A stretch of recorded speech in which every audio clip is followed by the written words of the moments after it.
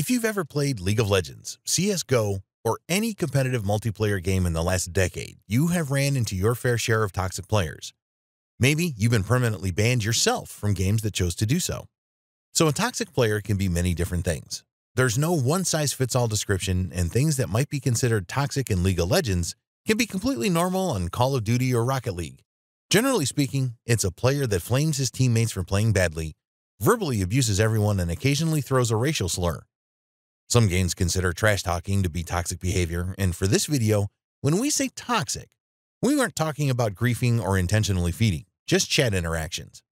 Let's take a look at the different approaches of several games and see which one is the best, starting with League of Legends. League of Legends is one of the most proactive games when it comes to punishing toxic players. The game used to have a player-driven tribunal where you can watch replays and chat logs to determine if someone is deserving of punishment. As of right now, it seems like Riot is the one to moderate their own game when it comes to player reports. As far as the rules go, League of Legends has the Summoner's Code, which is their very short list of unclear and super generic rules. The one that addresses toxicity is, quote, "Don't rage, blame, or tear people down." Doing so once would result in limited chat messages. If you continue to break this rule, you would receive a 1-week ban followed by a 2-week ban, and if you get them frequently enough, you would be permanently banned. A permanent ban in League of Legends means that everything you had unlocked on that account, the ranks you had reached, the cosmetics you have, and everything else is gone completely, with rarely any chance to reverse the ban. A permanent ban doesn't prevent you from creating another account, and it's against the rules to use another one. In fact, it created a whole industry around the game where people sell you a level 30 account so you can jump back into the ranked queues of the game instead of grinding out a new account from scratch. This is probably the worst fake solution to a toxic community because still, to this day, League of Legends is one of the most toxic games out there. We're lucky there's no in-game voice chat open for non-party players yet. While it might be the most proactive enforcement method, this is the worst one. First of all, the rules are not clear-cut and are not evenly applied against every player that seemingly breaks them because of their ambiguity or lack of a clear-cut standard. It's anti-consumer because as the banned player, you lost every in-game purchase you made and cannot use any of them anymore. This also means if you still play the game, that you probably would never buy anything else again with real money since they can take it away at any time, which is bad for Riot. While it might prevent few first-time offenders from becoming second-time offenders, it doesn't clean up the community because the same toxic player can jump back instantly and keep being toxic with a newly purchased account. Other than the account sellers, no one is really benefiting from this approach at all. The player is mad since they lost everything, the game wouldn't get repeat customers since it's a free-to-play game, and the community stays toxic forever because no matter how much you've been banned, you can keep jumping back in. On the other side, you have games like CSGO, where moderation doesn't even touch toxicity at all. You can say all the worst things you can come up with in CSGO chat or voice chat and you would never get banned.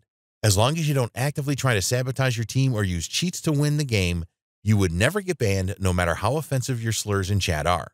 It's not conducive for a toxicity-free community, but it's still better than League of Legends where the community is maybe a little less offensive but equally toxic. In CSGO, you just don't lose your progress or skins. The third approach, which we haven't seen any game use when it comes to toxicity, is separate servers. Now, this approach can be mostly seen through games like GTA 5 and Fall Guys.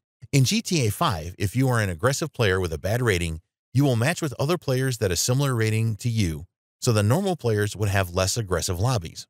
In Fall Guys, instead of endlessly tracking and banning cheaters, they just match them up against each other so the regular players can play with other non-cheaters. This is the golden approach and should probably apply to toxicity as well.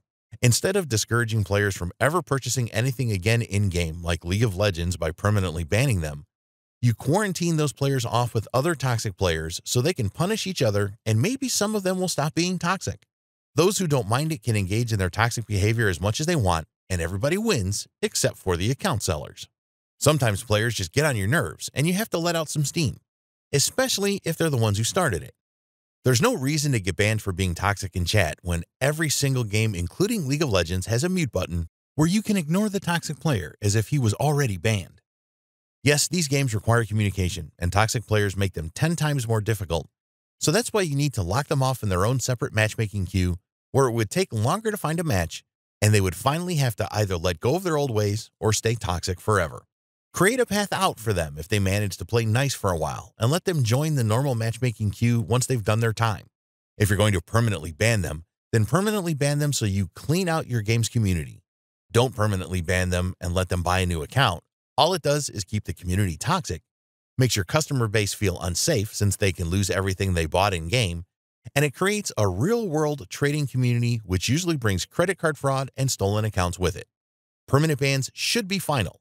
If not, it's just a way for you to inflate your player base numbers while people are actually leaving the game. Intentionally feeding in League of Legends ruins way more games than a random player online using a slur against you, but players get away more easily when they go AFK, refuse to communicate with teammates, and grief the game. There's the classic tweet by Tyler, the creator, and it's completely right. If you're being flamed in chat, just mute the other player, block the user. It's that easy. You can't even trash talk anymore because that might result in a ban, and it takes a lot of the competitive fun out of games. Banter has always been part of gaming, and it's sad to slowly lose it in an over-sanitized gaming environment. But what do you guys think? How would you handle toxic players in your community? Leave it in the comments below. 98% of you guys are not subscribed to the channel, so let's quickly fix that by clicking the subscribe button so you won't miss any of our future videos. If you enjoyed the video, give it a like and maybe share it so we can reach new viewers. Thank you guys for watching. Good luck and have fun.